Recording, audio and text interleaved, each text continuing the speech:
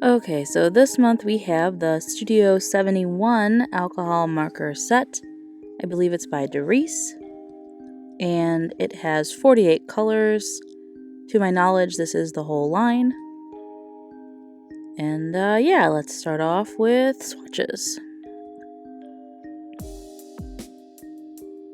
There's a nice variety of colors in this set, actually, which being 48 colors, you would expect, you know, everything from red, yellow, blue, brown, black, gray to skin tone, so.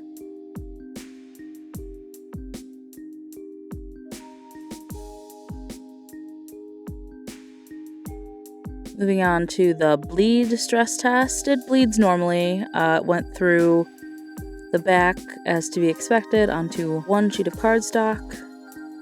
Blendability was a little interesting. I did the standard, of course, yellow, orange, red gradient, and they almost seemed to fight with each other when I did this. The ink formula definitely pushes other colors to an extent, and if the colors are wet, it moves them around almost. It's kind of weird.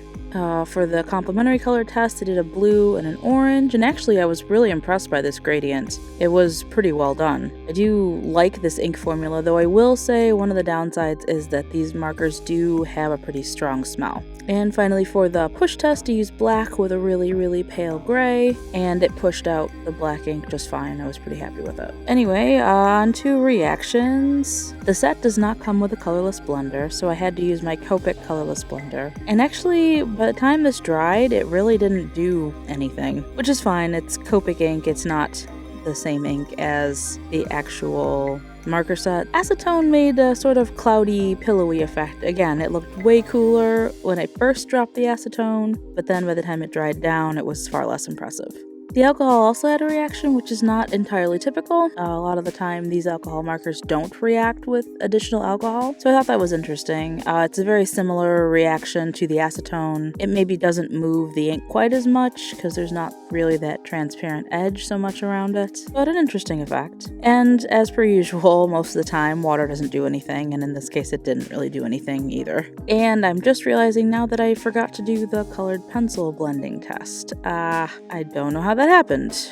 Oops. I will have to post on my Instagram after I do it so you can see what it looks like for this one. I don't have time to do it right now, unfortunately. And then for line variation, this was my first indication that these tips might not be so great. Right out of the package, I really liked them. They're very firm. They remind me of a very, very firm version of Copic sketch markers, which I don't dislike because they're not so firm that they're not flexible. They're just nice and firm. It feels like you can press on them. But when I started pressing kind of hard to get thick lines and thin lines, the brush started to fray, similarly to how the chameleon markers did last time in my last review, which I was a little disappointed by because I really like that sort of firm, flexible tip. The fact that it immediately started to break down was not comforting.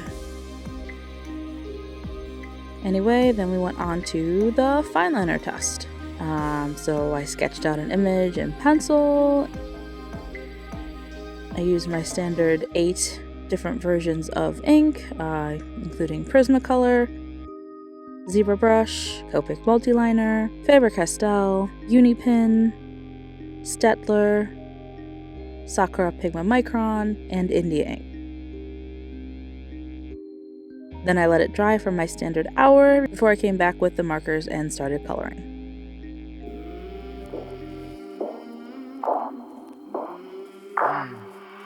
I came from the mud, there's dirt on my hands.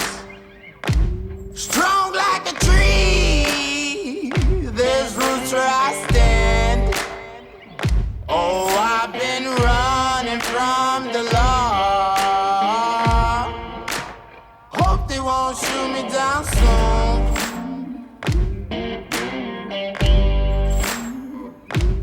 They sing on a sleepless night. Try to catch me howling at the moon.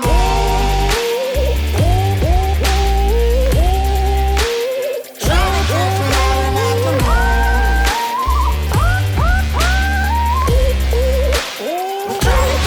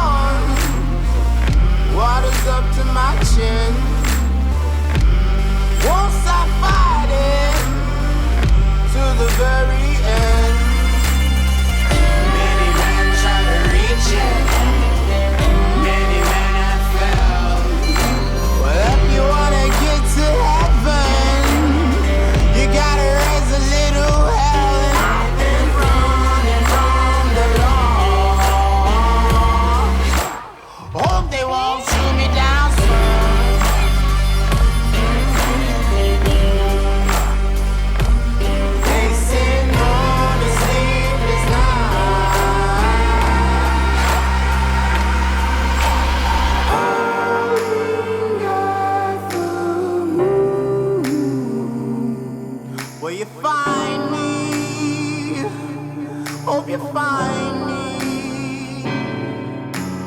I'll be back home soon. When the sunrise, when the sun.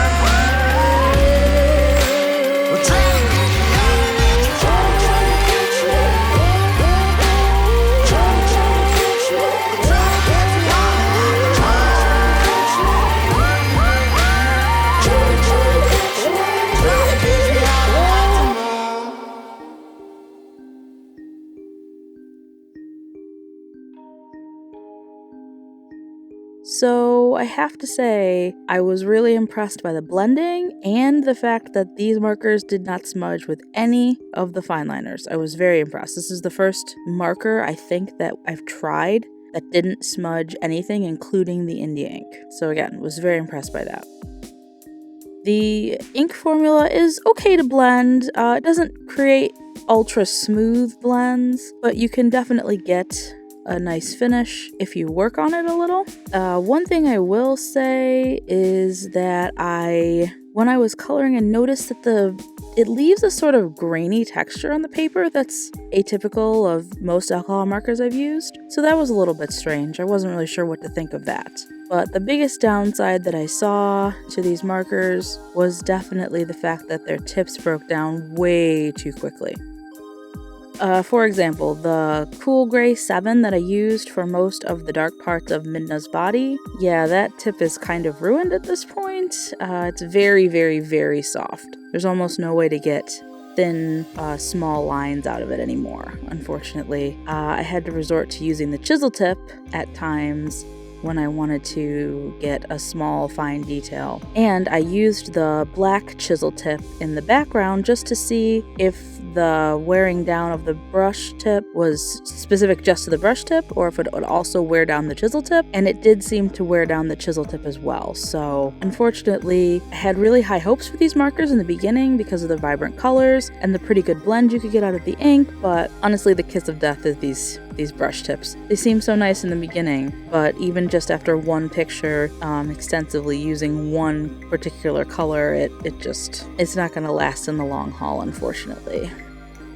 Which is a bummer because I really did like these initially, and I thought they would be a really good substitute for Copics. Oh well. The hunt continues, I guess. I will put up my rating cards at the end, as I usually do. Please like and subscribe if you like alcohol marker reviews. I do a whole bunch of them. I have a whole playlist on my channel of them, in fact. And if you are watching this video before July 15th, 2020, please check out my huge Copic sketch giveaway. If you're watching these review videos, I'm assuming that you like Copic markers, and during my giveaway, you can win one of 12 prize packs that all include Copic sketch markers, a no-bleed crescent render drawing pad, and lots of other goodies. But yeah, until next time, I will see y'all later. Bye!